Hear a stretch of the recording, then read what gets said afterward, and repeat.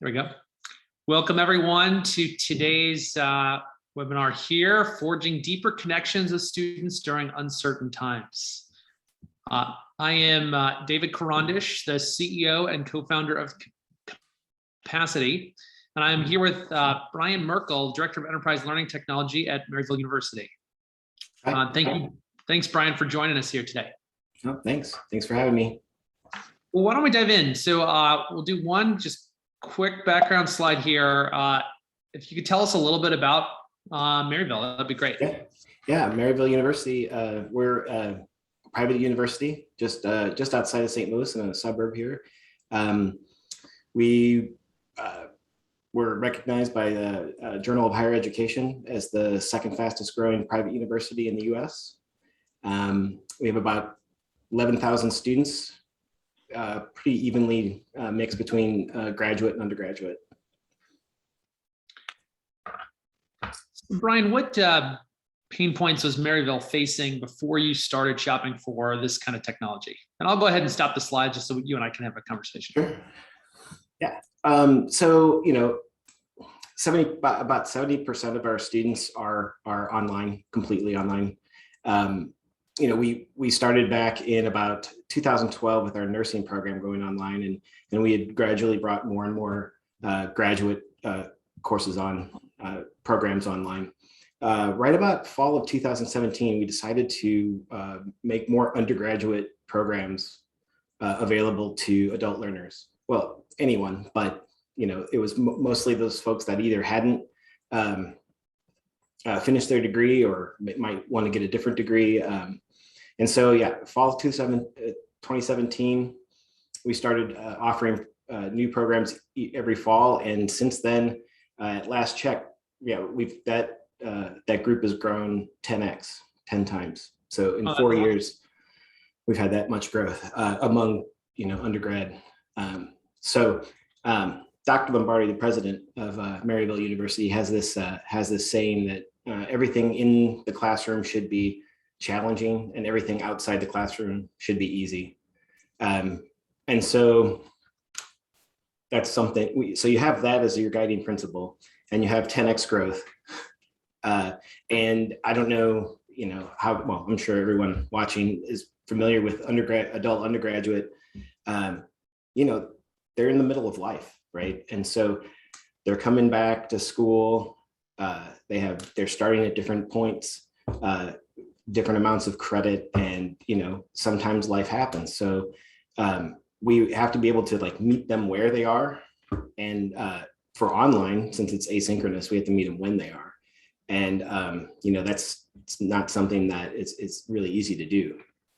And so yeah, to be able to extend, you know, I wouldn't say business hours, but extend our service to 24/7, 365. You know, we have 6 start terms a year. And so it's every 8 weeks. We're bringing new folks in. We're helping folks through their career, you know, their academic career. And so yeah, it's not a pain point. It's a good thing, right? Growth is great. But yeah, it was challenging.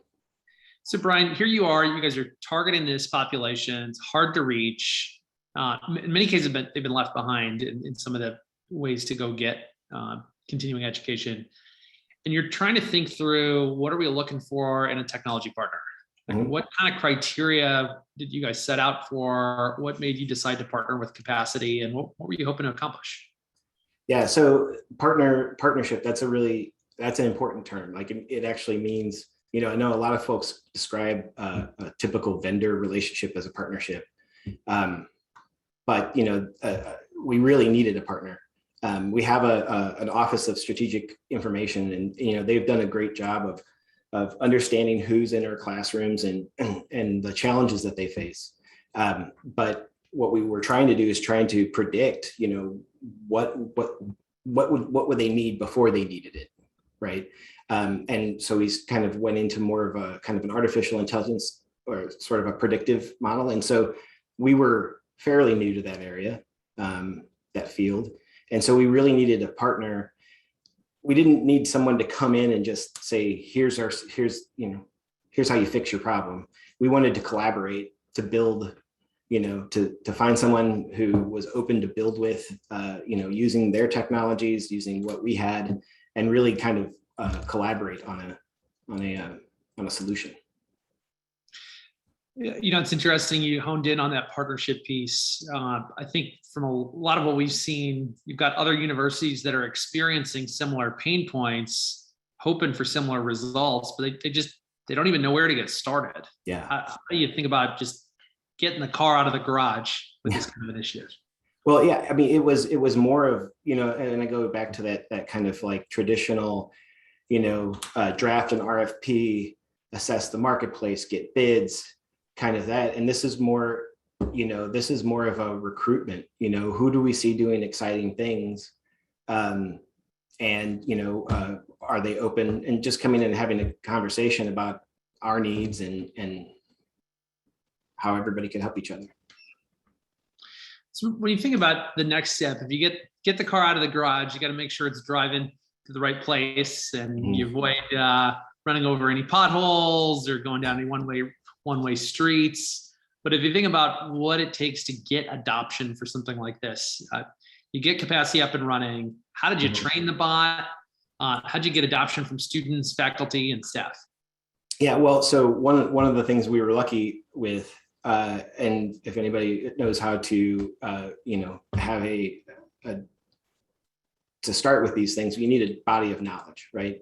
And so we were fortunate enough that we had been using Salesforce knowledge articles to kind of bolster frequently asked questions in our communities and use those in especially internal institutional knowledge. So we were able to leverage that a connection to that to help at least lay some of the basic the foundations for our digital employee is how we refer to Max here at Maryville.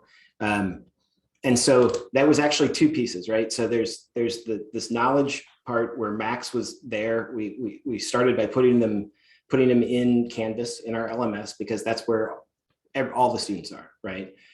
They may or may not be in other different places, but we know they have to go there to do their work. So we started there, and we found pretty decent adoption. As you might think, it's a lot of questions around how to do this in Canvas or do that, or when are my grades going to be posted, things like that.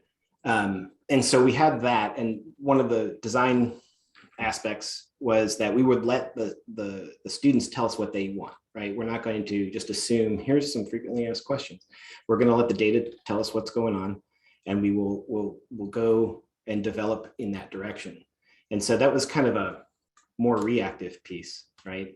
The other part that we're using other parts of capacity platform on with like workflows and things is we're trying to be proactive. And so like I mentioned earlier, if we know that students typically have pain points or have these gaps coming in, can we automatically serve up supports or messaging around just different things?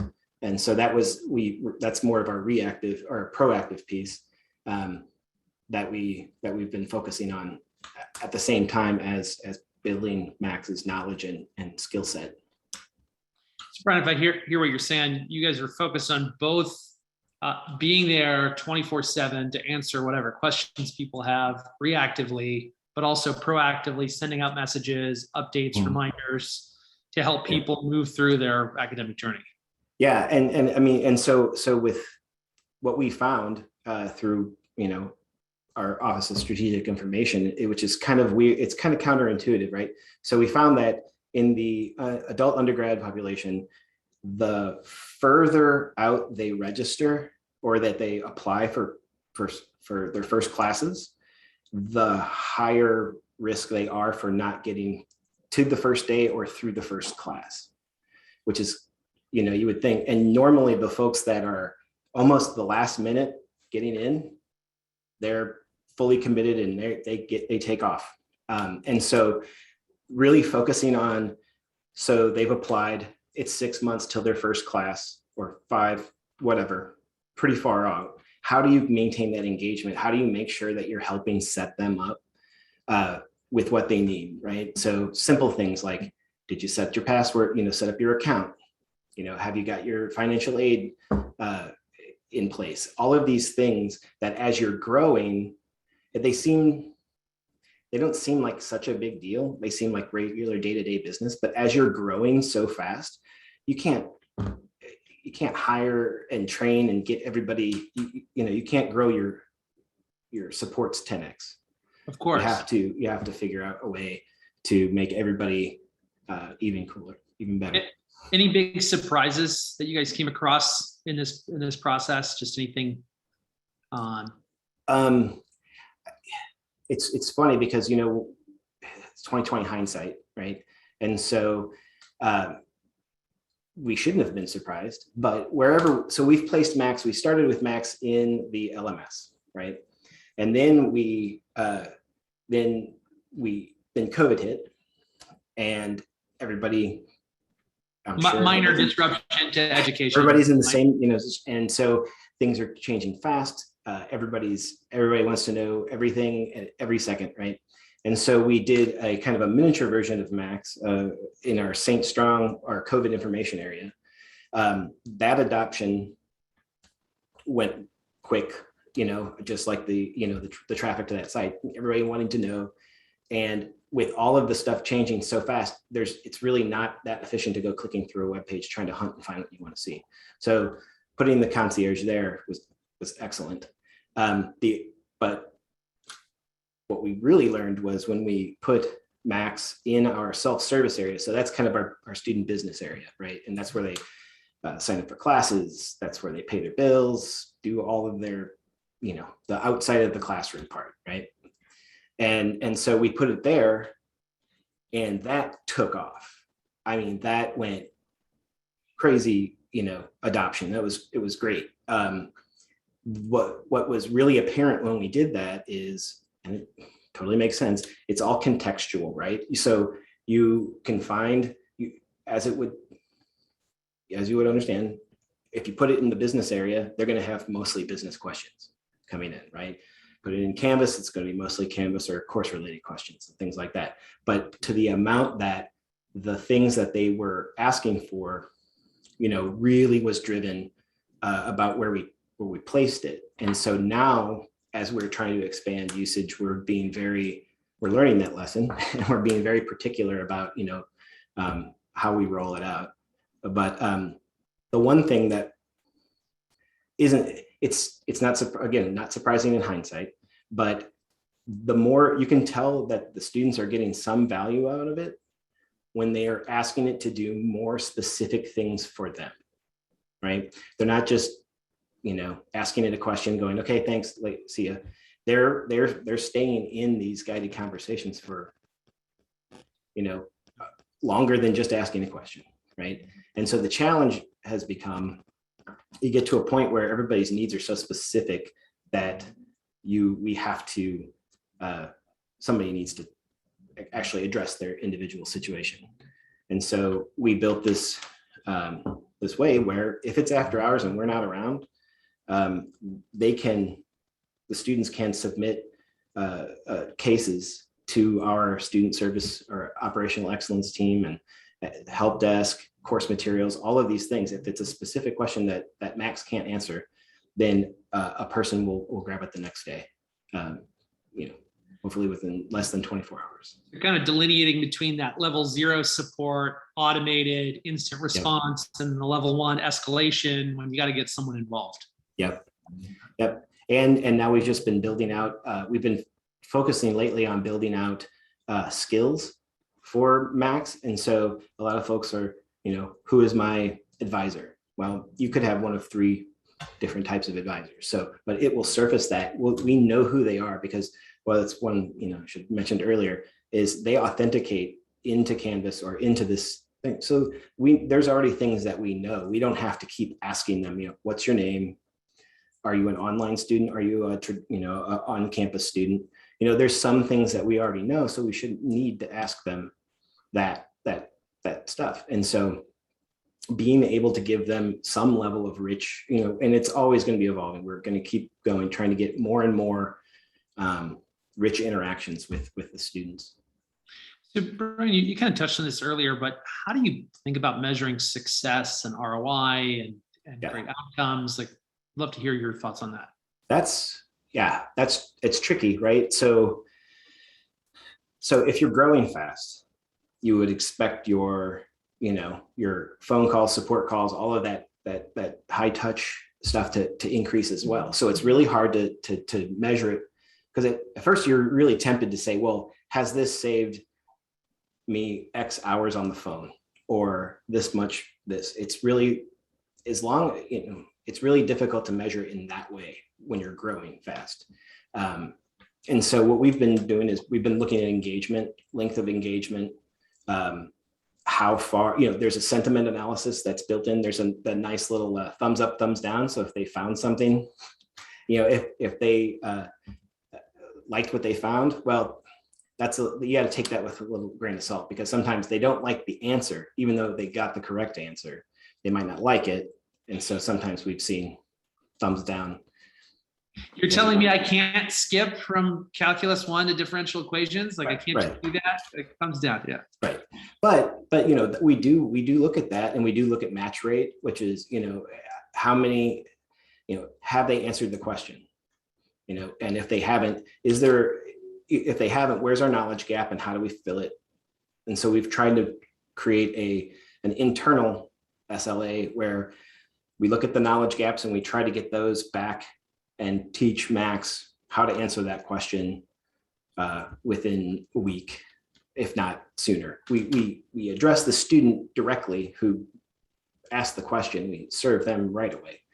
But as far as teaching Max to answer the question the next time around, sometimes we have to take a little bit longer to craft that response. Brian, do you know roughly what your match rate is today? Like ballpark? I don't. I looked at it this morning, but I think we like to stay in that 85 area, the 85% area. There's always, we try to get higher when possible, but I could probably take a sneak peek at it. That's okay. I'll pull it up actually while we're talking. We're right around the 80% area. Oh. Brian, when you think about what integrations have you guys connected Max to today, and then what's on the horizon? Like, when you're thinking about where you want to go, where you want to take this, like what? So we're heavy users of Salesforce. So we use it for our CRM, case management, like for help tickets and things like that, and service tickets. And so one of the first things we needed, to teach Max, we needed to get in and get those knowledge articles out of Salesforce into Max. So that was one integration. The other integrations that we have are we send out different types of we call interventions. As I was saying before, if they haven't claimed their credentials, right, haven't set up their account, if they haven't set up a payment plan, if they might be taking very writing heavy courses at the beginning, things like where we can see that they might need extra resources. And so we see that, we flag that, and then the capacity system connects to Salesforce, and then we either send them a text message, hey, courses are open, or hey, don't forget to sign up, set up your password, or an email that shows them the steps to setting up their payment plans, or maybe showing them how the online tutoring works, and things like that. In the future, so I mentioned we use Canvas, and Canvas has a really great product, Canvas Data. And so one of the things that I'm excited, I think we kicked off last week, is a project to look at. So we've been using Canvas since 2013 and 2014. Yeah. And so we've got all of this historical data on student success and how different folks, different ways of teaching our online courses. And then we've got a great team of learning designers who have, helped build the initial courses and then also, updated them, refreshed them throughout the year. And so what we're diving deep into is to try to take a three-pronged approach to looking at, is there a way to predict success, or more than likely, what can we learn about almost A/B testing? What can we learn about? So English 101, it's been taught, X amount of times in the last few years with these different folks. We look at it through what have successful students done, but how does that relate to successful teaching? Okay, let me back up. Are there things such as that people might take for granted, like discussions being due on a Wednesday as opposed to a Saturday? Small things that, might relate to, higher success in one way or another. And so we're really excited to look at that and see how we can help inform course design and help advising and all those kinds of things. I want to make sure to open up to the crew here on this webinar. There is a Q&A section here. If you want to post your question, feel free to ask questions. We're going to do some open Q&A here in a bit, but start posting that in the Q&A. That would be great. And we will take those questions in just a few minutes. Brian, one of the things I love about where you guys are kind of double clicking on there is just this ability to use the data collected from Capacity to help create a better academic experience, whether it's optimizing your course load, whether it's figuring out who's most likely to fall through the cracks from a onboarding perspective, and whether it's, just figuring out how to get people into the right seat. I mean, I think Dr. Lombardi's vision of a digital life coach for every student at Maryville has really been coming through in this project. Yeah. And that the digital employee and the digital life coach are definitely something that at first you kind of have to sit and think about for a little bit. But yeah, it's great. I mean, just having that resource there 24 hours a day, 7 days a week, and still having the human element. It's not replacing, it's kind of allowing the human element to spend more quality time with folks and trying to kind of enhance their bandwidth. But yeah, it's an exciting time.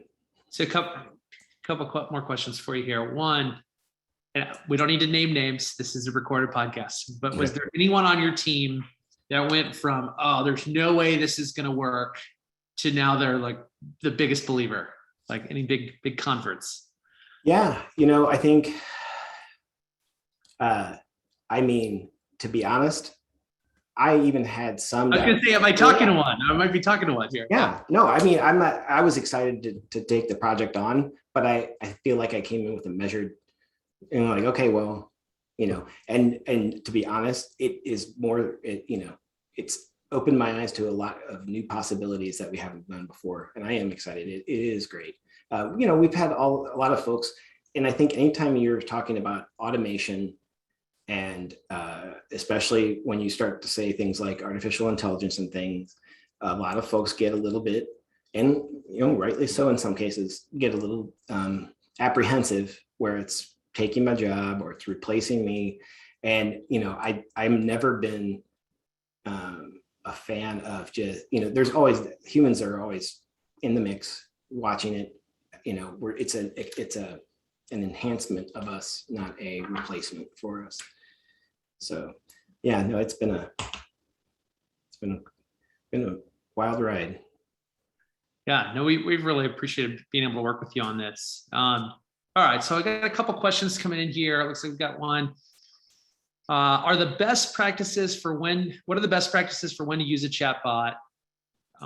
When to use backend bots, when to have students talk directly to humans, when to have them talk to bots. Maybe I can take a first stab at this, and then I'd love to have you go on. So one of the things, just playing off what you were saying, Brian, is that we do not view this as an either or technology where you either have a bot or you have a human. This idea of a level 0 support, have the bot answer that baseline set of questions and then escalate up to people when people are available. I think that's been a really big core principle. And we see that even with the way we've implemented the clarifier. So if you ask capacity a question and it knows the answer, it'll come back to you with it. If it doesn't, it can go bring in someone via case exception, escalation, or even a live chat or something like that. But if it's not quite sure if it's in between, it'll come back and clarify and say, did you mean A, B, or C? And that clarifier will get remembered and built into the ML going forward. But would love to hear your thoughts on just some of the best practices that you all have seen.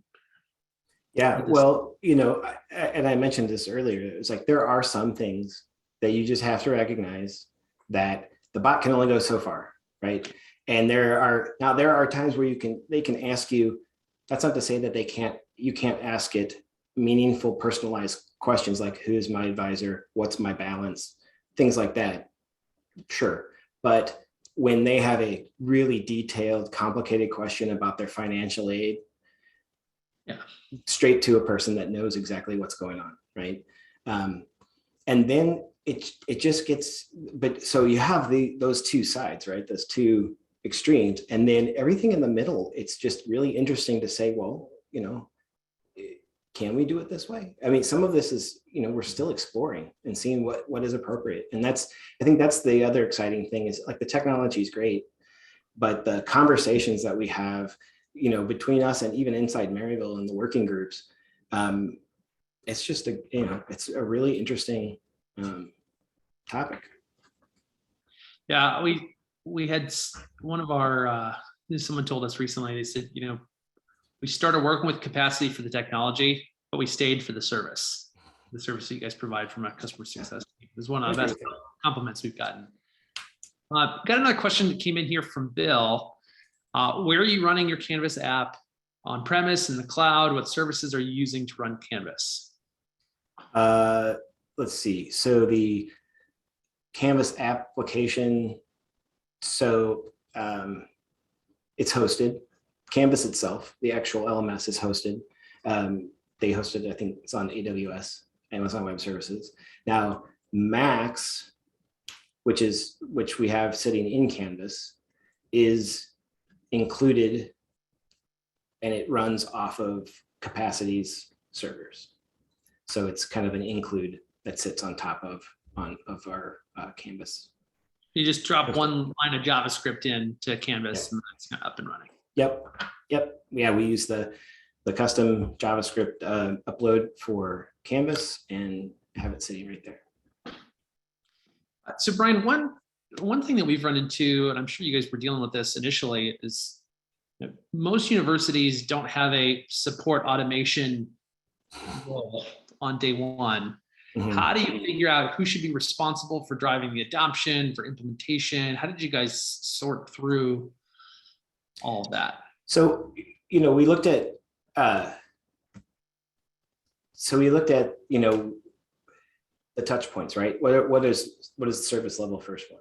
And so we took all of those folks, whether it was in the registrar's, so the registrar and financial aid and those folks, they're all in our operational excellence area. So we have folks from there, we have folks from IT support, and all of the other, like what people would call frontline, right? And so we got together a working group, and then we forged forward. And I mean, we're still meeting weekly, the group is, just to go over what's been going right, what's been going wrong, what could we improve. And so it is really taking kind of a group of us to be all, you know, being very intentional about our approaches. Now there might be some elements where there is a champion or an owner for the adoption. Sometimes that's on the stuff that's not, you know, that's those processes in the back end. But yeah, it is really a shared effort to put that out there. And again, I want to just reiterate, please keep your questions coming. You can go to the Q&A section here of Zoom and ask away. Looks like we've got a new question coming in from Stacy. This webinar is called Forging Deeper Connections with Students. How has this enhanced student connections? Has students communicated, they feel more engaged or connected after the implementation of capacity? They have said they've felt more heard, for sure. We have been able to get a lot of service back to them. And as I was saying, it's that outside of the classroom service that really kind of took off. The feeling of connectedness, and I think everybody can, especially after this last year, we really needed that sense of connection. And so that's been a hurdle to get through just from the past year. But generally speaking, everybody, that we have seen interact with Max is like, seems to be happy. And, our goal was to make it not make sure it wasn't a novelty, right? Something that was very useful for them to get back to. And again, that deeper connection, we want to be able to create a space for the human element to have that deeper connection by freeing up some of the time to answer some of those questions where they just needed to pop in for a quick answer, question or answer, and to try to make that space so that the folks can deepen that connection. I don't know that it would be, the tech and a deeper human connection. That's kind of a really difficult prospect there, right? So we're trying to open up the space for people. So you and I both know Dr. Lombardi is very lean forward, president of a university. When you think about some of the things that were top of his mind, and the things that he was looking for in trying to get these deeper connections and better answers and a better digital experience for your students, walk me through some of the things that rose to the top for him. Well, like you mentioned before, so we have a very successful and popular life coaching model at Maryville, and every student that steps foot on campus gets assigned a life coach. There's a life coaching team that they can always depend on, but they all get assigned an individual life coach. I may need to sign up as an undergrad at Maryville now. I mean, I think it sounds. And they do awesome work. And we're talking, they're always, texting with their students, and really they're there. They are a really important part of our campus students' lives, right? And so, really groundbreaking in the industry. Like at the time that you guys started this, I don't think anyone else, or very, very few universities were doing this. And so Dr. Lombardi, one of the visions he said is like, how do we get that to the online student? How do we get that? And if we can get that to the online student in a very valuable way, in a meaningful way, can we scale it so that we could give them a lifetime life coach, right? Not just while they're taking classes here at Maryville. Is there a way that there could be this support element going forward? Even when Brian, one question came in: how many students does each life coach serve roughly? I'm on videotape. Let me think. I'm just trying. I don't know. Ballpark. I want to put a ballpark. I want to say, and I know people are going to kill me on this, I'd say 30, 40. Okay.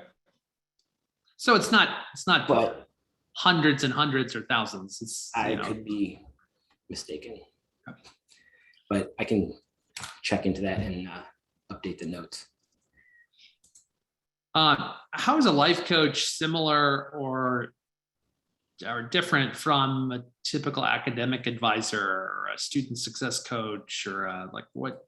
Life coach is very big. It feels very big in a good way.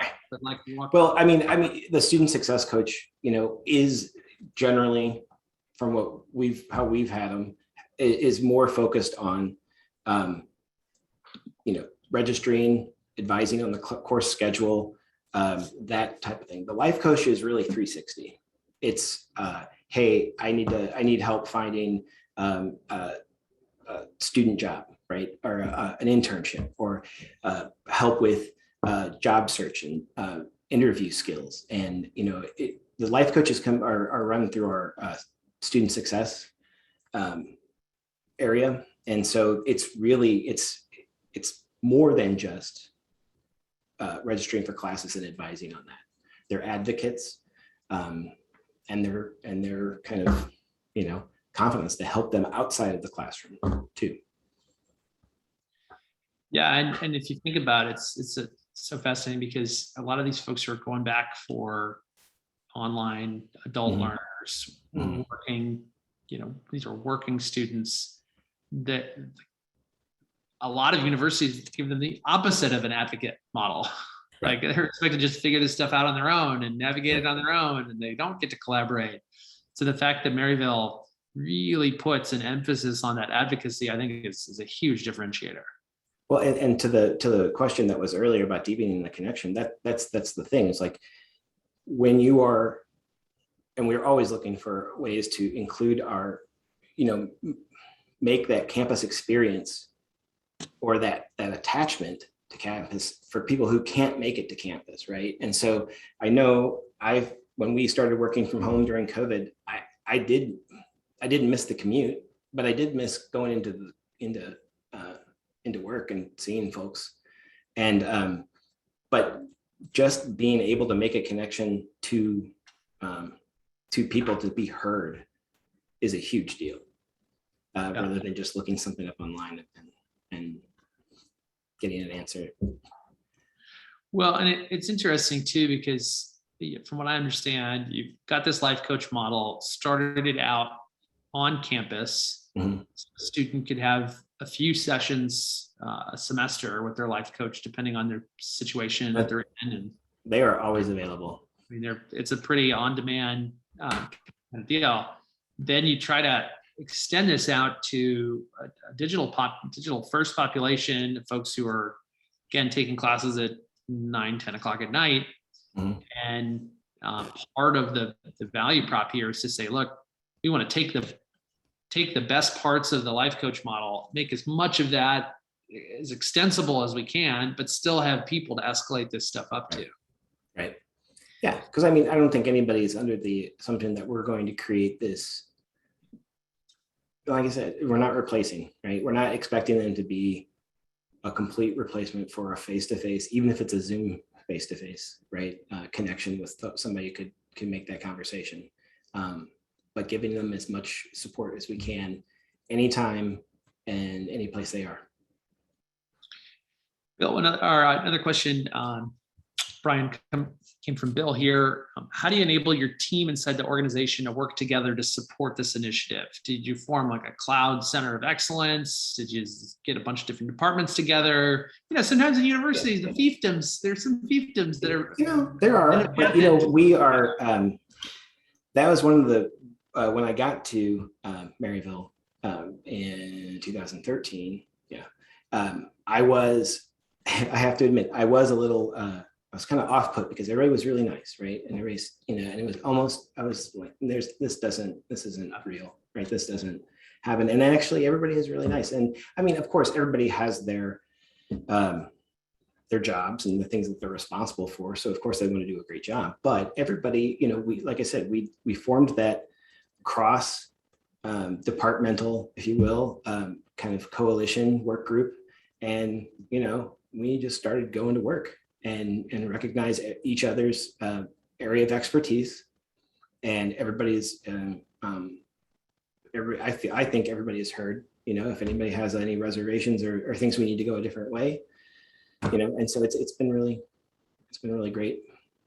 Well, one of the things that I appreciated early on is that we got to sit down with you all and do a whiteboarding session where we just heard from disparate parts of the working group on what are some of the challenges, what's communication like, what are students asking for.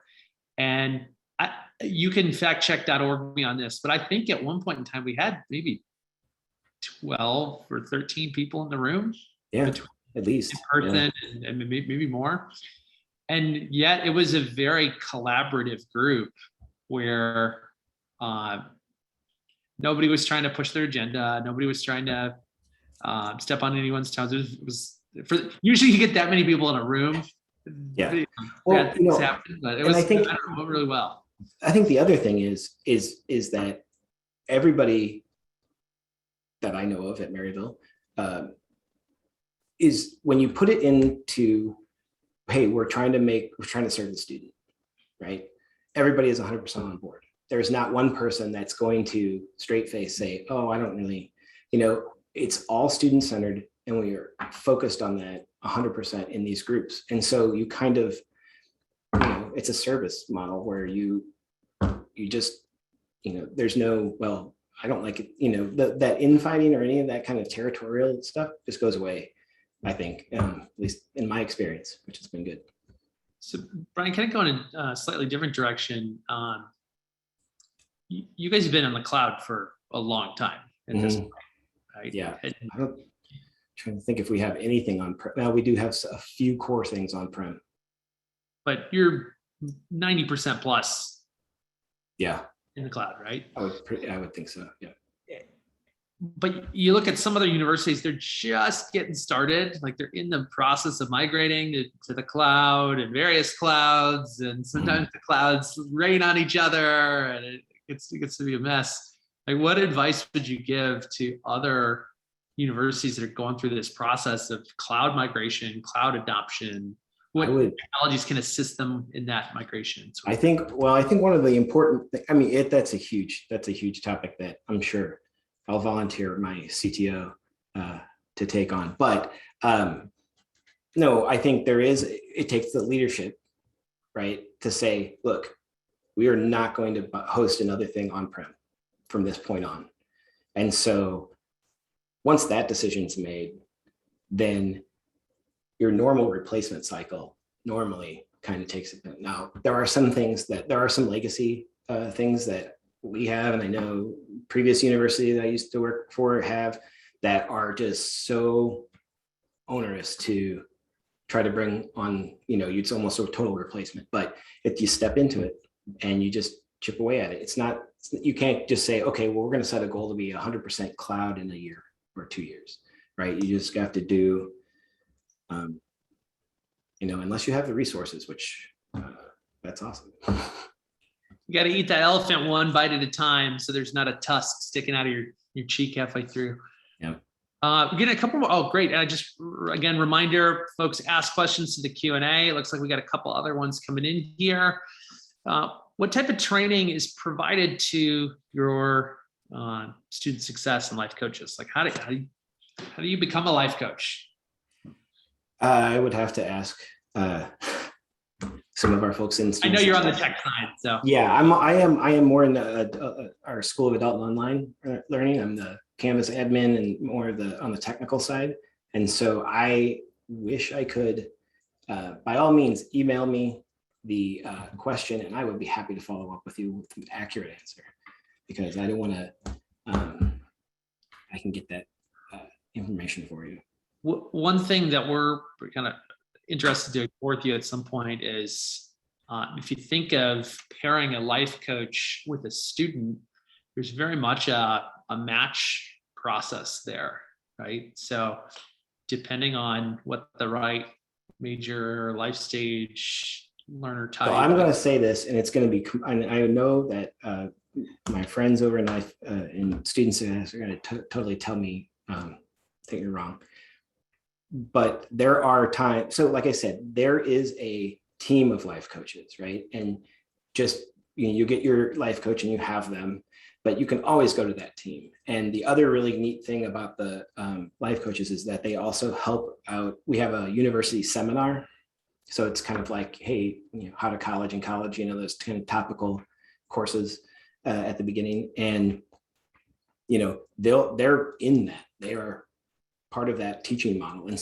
And those are all topical, see, I'm going to blank on it right now, but they're, so students will self-select into these interest groups based on the topics of these courses, and then they'll get to know other life coaches. And so it is, to use a phrase, it's that community feel, right? Just because they have assigned this one life coach, if they really hit it off with this other life coach in their USIM class, or they know this other one from another, they can go to all of them, any of them. And so it's not just like you were assigned one-to-one. It looks like we had one of the life coaches actually on the webinar here said, I'm a life coach and an admission rep, and the jobs go hand in hand. Yep. That kind of makes sense that the folks that are helping to work people through the admission process are also helpful on the entire life coaching process as well. Sorry, go ahead. I was just going to say, and I hate to do the old things like back when I was in college, but it is really true. Like, it is a different model, because when I was in undergrad, which I was a late undergrad person too, I was, I had to take a paper over here, get it signed, and I was waiting forever, and there was no service, right? And then they would tell me, take it to X office, and didn't tell me where, didn't tell me why, or that it was closed when I got there, and so it was almost like they wanted to make it really tough. And you were hoping that you would learn a lesson because you couldn't get your change of grade or change of course signed through. And that is worlds away to where it's not just a high service with all of our frontline folks and all of our, all the way up to the president, very student-centered, but you have to go even further, right? So you have this life coach thing where it's like, it's not just, especially for on campus, your quote unquote traditional students, it's a major life change, right? And so having that person there to help you through that, that's great. Equally important for adult undergrad online, you have folks that they have kids, they have a full-time job, and they're trying to make the best of their time and do the best work. You need help with that. And that's what we're kind of our goal with. Well, I think, just continuing the analogy, it's like most traditional academic advisors is very much a blockbuster video approach. You got to come to there, you're searching answers, you need your faculty advisors. Come on. You have to always have to show them love. They know the subject matter better than anyone. They know the programs. I mean, better, just as much, but it is a community, and the life coach is really the first, closest person. And then, we have all these other supports out there. Well, yeah, and you compare it to the Netflix model of it, they're going to know you, it's going to be personalized, it's going to be tailored to your needs. Yeah. We did have another question come in. I don't know if you can answer this one or not, but do the life coaches have specific training or any certifications? Do a large portion of the students use these life coaches? Like, how does that work? Aside from the specific training, which I was happy to take emails about it and get you connected with the folks who can tell you the right one. Now, our on-campus, which people will call traditional students, they all get assigned to life coaches. Our online is what we're building, right? And so, are we at the life coach level yet? I think life coaches would have something to say about that, but I mean, the service level, we're building that. We're getting there. It's you can't just turnkey. Yeah. So speaking of, we just had someone post a comment here. I think colleges are beginning to realize they need to provide better customer service. The days of them being a big educational institution, that's just it, are gone. People want good customer service wherever they are. And I think, so we also talk about, and this is me showing my more tech, coming from tech side, where, when you are, I don't care if it's a paper form, I don't care if it's an electronic form, but the better you use your data to serve the student, it helps, right? It's a user experience issue. You could call it service and customer service, absolutely 100%, but it's a user experience. How do you want them to experience you as a university? and walking through things where, why do I have to fill my name out on this form where if I've authenticated, you should know it's me. You should know my email. You should know all this stuff about me. We should ideally only ask them for information one time. And then after that, it's only for new information. Right? But that plays right back into your Dr. Lombardi quote on the class should be hard and everything else should be easy. Yeah. So often that gets mixed up, and the class is easier than it should be, and everything else is painful. And I think a part of huge gains can be made if you use the data that you have in smarter ways, that service level is going to jump. It's not just about smiles and handshakes, which that's important, but you can, meet their need before they even know they need help. That's beyond. So Brian, jump with me here for a minute into our collective DeLorean. We go 10, 20 years into the future of education. What does it look like? Well, so education, and this is from a guy who's not, a leader in education or anything like that. But the way I see it is that if we are going to instill lifelong learning, which I think is a very valuable kind of value, that we have to get to a place where if folks want a degree, they get a degree. If they if their job is asking them to upskill and retrain to meet new needs that we don't even know of yet, they should be able to do that. But they shouldn't have to choose, right? In the best ways, we're helping them take their best best life forward, whether it's upskilling through kind of a workforce effort or coming back for that MBA, or is it just strategic communication course that they need to get to a raise? I think universities, maybe that course actually leads them to say, "Hey, I should go back and get my MBA." Right. Like the whole give them that option, both options, right? So I think we're going to get into that. Universities need to embrace that lifelong learning, and it's not just degree, cert, degree. It's going to be a huge spectrum of service and education. It's interesting because I heard somebody say recently that the one-size-fits-all classroom model that most education, this isn't just university, most education is today, will be as archaic as the one-room schoolhouse would feel to us right now. Like the model of, hey, we're just going to give one set of content for, no Right. personalization, no help, no guidance. That model is going to feel as outdated as the Little House on the Prairie show my kids like to watch. Yeah, I mean, I think there's always going to be a place for tradition, and this is how we used to do it, and sometimes that works for some. But honestly, the only way we're going to grow is to be very student focused and custom, as customized as you can, right?